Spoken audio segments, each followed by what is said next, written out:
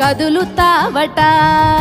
హర హర ఈశ్వర శంభో శంకర నీవే తోవలాగా నడుపుతావట. అంతమనంతమీ విశ్వమేనట.